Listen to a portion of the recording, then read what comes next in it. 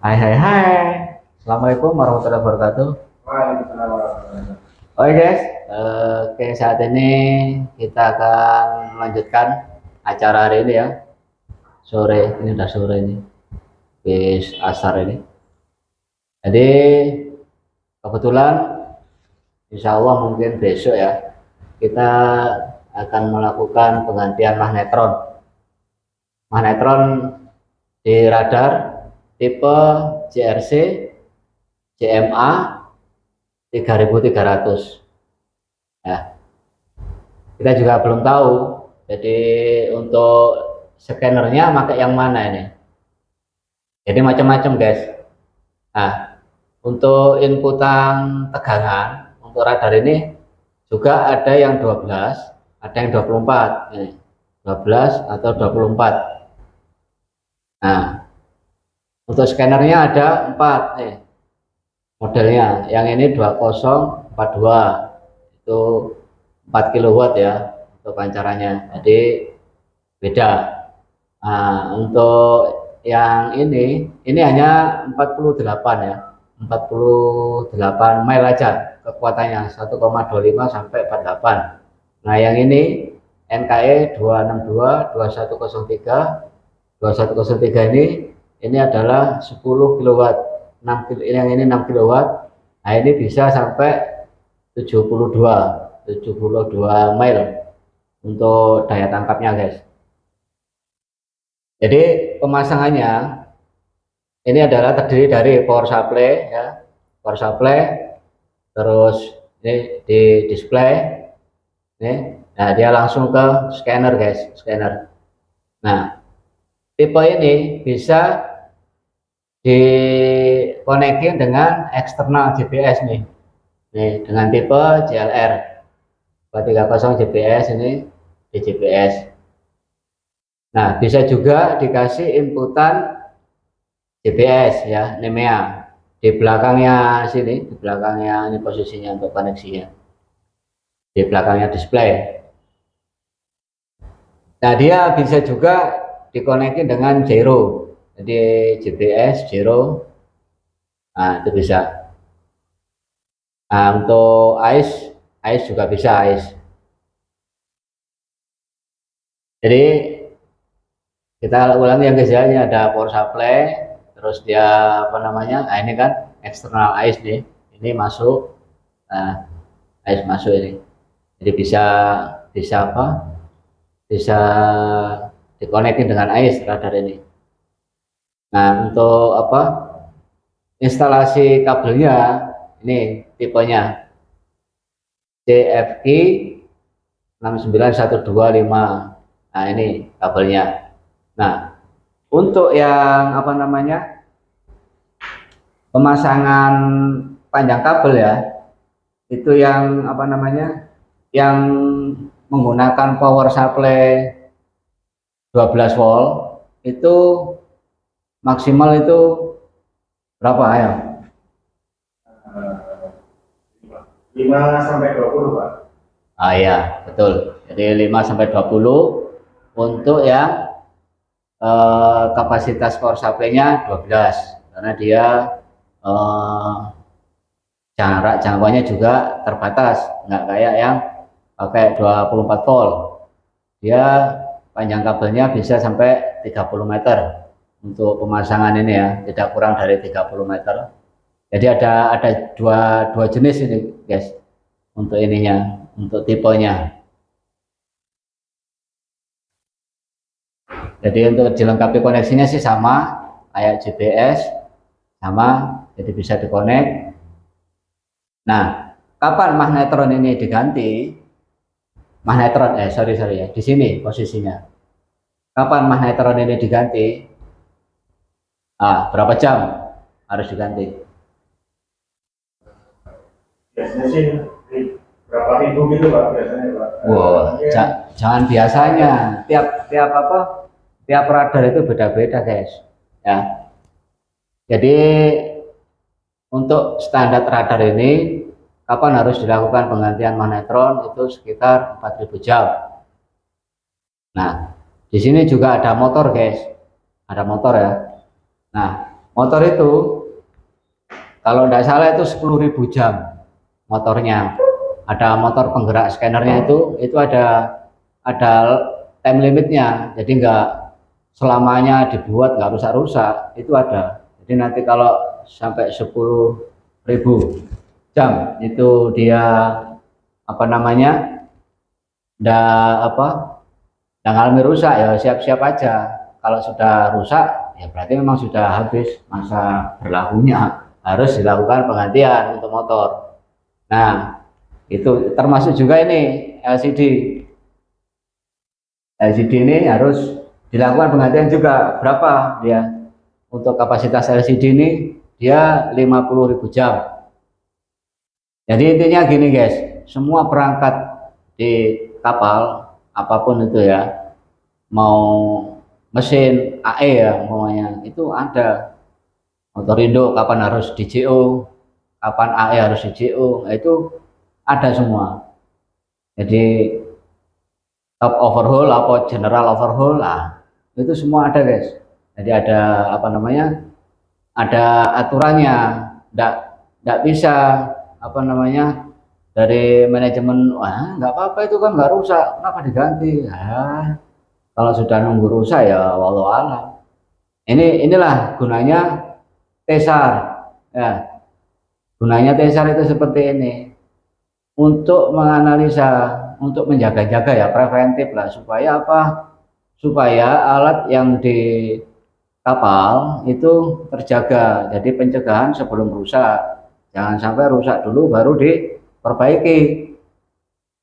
Tapi kalau rusak dulu diperbaiki ya wes, saya juga nggak bisa apa-apa, mau di mana lagi. Ya itu kan dari kebijakan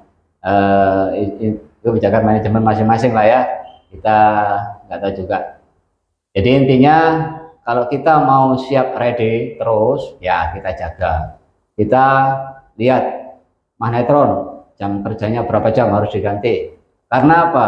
Kalau tidak dilakukan penggantian guys, itu nanti kalau sudah rusak itu merembet, entah modulatornya yang rusak atau transmitternya yang rusak atau IF-nya yang jebol lah, itu semuanya.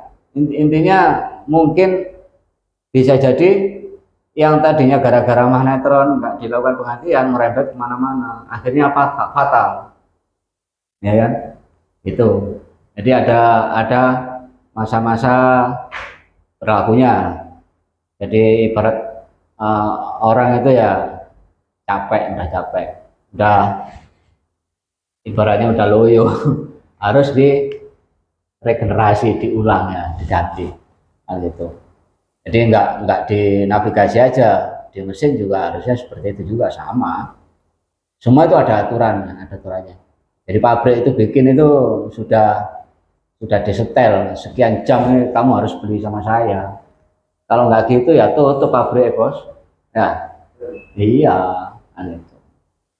Tapi ya sebenarnya kalau sudah ada tesar atau apa namanya PMS ya, performance maintenance system, nah itu berarti harus siap dalam arti apa? Menangani hal seperti ini ya. Kapal kita jumlahnya berapa umpamanya kan, tahun ini berapa yang harus diganti magnetron, anggaran yang dikeluarkan berapa. Nah, akhirnya apa, udah kita siapkan tahun depan, lapor komandan anggaran untuk magnetron sekian. Nah, di total semua, akhirnya apa, inilah akhirnya manajemen yang bagus seperti ini. Jadi supaya kapal juga siap kapan aja, termasuk apa kayak mesin apa itu, kecuali kalau dek ya, dek itu kan karena kropos kena air laut, nah itu aja. Tapi kalau ini perangkat ya, ada masa akhirnya, mau GPS atau apa itu kan ada kayak baterainya. Nah terus kayak fire alarm itu ada backup baterainya juga. Nah itu kan ada masa-masa expiry-nya, kapan harus diganti, kapan harus dilakukan penggantian. Nah seperti itu. Di sini saya hanya akan menjelaskan untuk kulitnya aja guys ya, kulitnya aja. Kalau detailnya, umpamanya mana sih pin yang harus dikonek. Nah, itu kayaknya terlalu lama kita menjelaskannya. Ya, tapi kalau memang ada yang mau menanyakan, ya silakan tulis saja di kolom komentar. Mungkin nanti lain waktu kita bisa melakukan penjelasan ya, menjelaskan di video saya. Insya Allah kalau kita masih bisa terus begini ya, berbagi sama-sama, kita sharing. Jadi saya di sini bukannya pinter ya, saya juga bodoh sama aja. Teman saya ibaratnya juga mempelajari lah. Kita tetap belajar. Nah, apa yang saya tahu saya sampaikan. Mudah-mudahan ada manfaatnya buat teman-teman. Jadi kalau umpamanya ada masalah di sini, apa permasalahannya? Nah, setiap perangkat itu kan ada apa namanya, sistem alarm ya. Kalau nggak self test, di situ kita lihat, kita self test. Sekarang canggih guys. Rata-rata perangkat di atas kapal kita tinggal self test, jebret, jalan dia udah. Nah, dia ngasih tahu nanti apa yang bermasalah. Sama dengan apa istilahnya kayak di kedokterannya apa ronsen ya. Wah, dilihat ya. Wah, ini tulangnya remuk harus diganti. Begitu guys. Jadi sama. Di sini nggak gitu. Kalau sudah di self test apa yang bermasalah, antenanya atau apa, nah, no heading, no azimuth, di situ ada tabelnya. Di manual punya itu ada. Tinggal sampean baca. Semuanya kalau di gyro ya, kayak di gyro apa ansut, nah itu EL berapa, EL berapa, oh ini cairannya habis, oh ini karennya bola habis, karennya gyro kompas. Nah, jadi semua sudah enak sekarang, jadi kita tinggal meriksa aja, periksa ada yang bermasalah enggak, oh ini ada koneksi yang bermasalah. Nah, kita kalau memang kita bisa tangani sendiri, kita tangani sendiri. Jadi ya, jadi paling tidak kita berusaha melakukan upaya perbaikan ya, supaya company kita ini nggak terlalu mengeluarkan biaya. Nah, siapa tahu ada bonus yang lebih besar lagi buat sampean-sampean toh. Nah gitu. Jadi intinya tindakan preventif atau perawatan itu lebih utama daripada rusak baru dikerjain. Nah ini yang tidak jelas ini kalau sudah begitu. Jadi itu aja guys yang bisa saya sampaikan ya.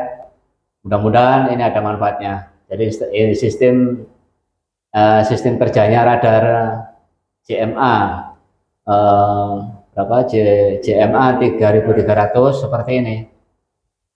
Untuk cara pemasangannya seperti ini ya. Untuk kabelnya ini dia bisa eksternal GPS, bisa inputan GPS, bisa inputan AIS, bisa inputan gyro. Nah, itu aja yang bisa saya sampaikan. Jadi untuk yang lebih mendalam atau mendetail lagi, mungkin lain waktu kita bisa sampaikan. Ya intinya, karena saya mungkin insya Allah besok akan melakukan penggantian magnetron di kapal, makanya ini saya bahas supaya apa? Supaya teman-teman saya yang di kapal juga paham ya, kapan magnetronnya harus diganti sebelum radarnya rusak. Karena kalau sudah rusak di tengah laut itu susah bos. Sampean itu apalagi cuaca buruk ya, kabut, nggak ada radar, waduh, barat orang jalan itu nggak ada mata. Ngeri-ngeri sedap, tahu di belakang ada kapal apa nggak habis sudah. Nah itu guys, kalau radarnya 2 apa 3 enak, nggak apa-apa. Kalau cuma 1, kesempatan kita hanya sandar di pelabuhan sebentar. Nah itulah yang kita gunakan untuk permintaan maintenance ya. Jadi dasarnya Anda meminta maintenance itu apa? Jangan nggak ada apa-apa sama minta datangkan teknisi, ya itu nggak benar juga. Kabelnya putus datangkan teknisi, ya itu nggak benar juga. Jadi dicek betul, dilihat, pastikan apa yang bermasalah, baru bikin permintaan. Kalau memang tidak sanggup menyangkut spare part atau menyangkut teknik yang lebih mendalam, Anda tidak menguasai, ya bolehlah. Tapi kalau masih bisa ya ayolah kita saling membangun ya. Ya saling membantu, sampai juga digaji sama perusahaan ya kita juga harus bantu. perusahaan. Ya itu aja sih yang bisa saya kasih ke motivasi ya. Jangan sampai kita cuma bisa pakai aja. Paling tidak kita bisa merawat, mencegah kerusakan. Nah itu yang utama. Oke guys, sementara ini aja. Barangkali ada yang salah dalam penyampaian saya. Saya sudah siapkan kolom komentar di bawah. Silakan diisi. Itu aja. Yang penting sopan, profesional. Saya juga bukan orang pinter ya. Saya bukan teknisi. Saya orang biasa. Kebetulan aja saya di sini lagi berbicara seperti ini ya. Siapa tahu ada manfaatnya buat teman-teman semuanya. Maksudnya ada gambaran lah. Apa sih radar itu? Nah, gitu. Jadi jarak jangkauannya seberapa ya? Nah, cara masangnya gimana ya? Nah, itu apa aja yang mau dipasang? Nah, gitu. Jadi kalau itu kan, kalau kita sudah ada itu kan enak. Umpamanya ini mati nih, tahu-tahu ini mati, itu nggak bisa nyala, sama nggak tahu. Padahal ada power supply-nya. Ada, pernah terjadi. Hanya power supply-nya aja. Yang ironis lagi, kabelnya aja yang kendor karena mungkin kena ombak ya, atau mungkin panas dia longgar atau apa, nggak nempel. Minta teknisi, sudah berapa juta ini bayar teknisi. Hal-hal seperti ini jangan sampailah terjadi ya. Saya selalu menghimbau ke teman-teman, kita ini sama-sama ya. Saya senang menyampaikan seperti ini ke teman-teman, paling tidak bermanfaat itu aja, ya kan? Nggak dapat uang, dapat pahala. Nggak dapat dolar, yang penting dapat pahala. Barokahnya ini yang penting guys. Ya masalah pekerjaan kita kerja aja, pekerja kita ya kan. Yang penting masalah rezeki Allah yang ngatur, kita nggak usah pusing. Saya bisanya begini guys, ya wis, mau apa lagi? Ya ini tak kasih tahu ini, orang tahunya ini. Saya itu loh belum tahu juga nih. Radarnya ini nanti skenernya kayak apa, bunder apa apanya, itu. Cuman dari ini kita sudah bisa menganalisa. Oh, berarti nanti kalau ini tipenya ini berarti jangkauannya sekian. Kalau tipenya ini jangkauannya maunya 48 gitu aja. Jadi cara kerjanya insya Allah tahu itu. Jadi nanti kita untuk eksekusinya kan enak. Nah untuk masalah pernah ada request dari YouTuber ya, Pak Rusdi namanya. Pak Rusdi ngayelan asli. Mudah-mudahan dia melihat ya. Wah masuk kayak bebas. Itu nyetingnya gimana ini? Kalau jatuh kiri jatuh kanan ada bukunya. Semua tipe beda-beda. Kita harus masuk menu setting tapi di situ pasti dijelaskan ada. Jadi kita biasanya mudah-mudahan nggak ada password ya. Kadang-kadang ada password juga sih. Nah itu mungkin teman-teman kadang-kadang kesulitan masalah password. Tapi kalau JRC insya Allah gampang passwordnya. Untuk yang familiar itu lah ya. Kalau yang merek-merek Highlander, itu wis setengah mati tuh nyari passwordnya yang diketik Highlander keluarnya Toyota mobil. Itu radar merek mobil lah. Susah, nggak tahu itu nggak jelas juga itu. Jadi untuk tipe-tipe JRC Bruno itu insya Allah aman itu. Kalau password banyak teman juga yang ini yang ngasih untuk passwordnya. Jadi nggak usah bingung. Yang nggak susah-susah ya memang merek-merek yang nggak ini. Kalau Samyang itu masih gampang, banyak juga passwordnya yang familiar lah, maksudnya umum itu udah paham. Transsas itu kadang-kadang itu di private, itu yang susah ya. Kadang-kadang kita kan kita itu cuma user ya, pemakai, harusnya kita beli itu dikasih ya passwordnya ke kita. Atau kalau memang ada softwarenya kita juga dikasih. Jadi kalau ada apa-apa tim daripada perusahaan masing-masing itu bisa melakukan upaya perbaikan. Tapi kadang-kadang itu ya itu tadi nggak tahu juga kita itu bagaimana ya. Kadang-kadang nggak ada itu passwordnya software atau apa itu. Nah yang lebih aneh lagi vendornya punya software, kitanya nggak punya software. Itu yang lebih parah lagi. Jadi jangan pelit ilmu lah. Kalau bisa ya dibagi ilmu itu ya, biar ada manfaat orang banyak. Semakin sampean ngasih ilmu sampean ke orang itu insya Allah ditambah ilmu sampean, diganti sama Allah pasti, yakin itu. Oke guys, nah, kinclong terus ngalor ngidul malah. Oke, gini aja yang bisa saya sampaikan untuk saat ini. Makasih. Mudah-mudahan ada manfaatnya. Mohon maaf atau ada kesalahan ya. Assalamualaikum warahmatullahi wabarakatuh. Masuk, Pak Eko. Masuk. Jos,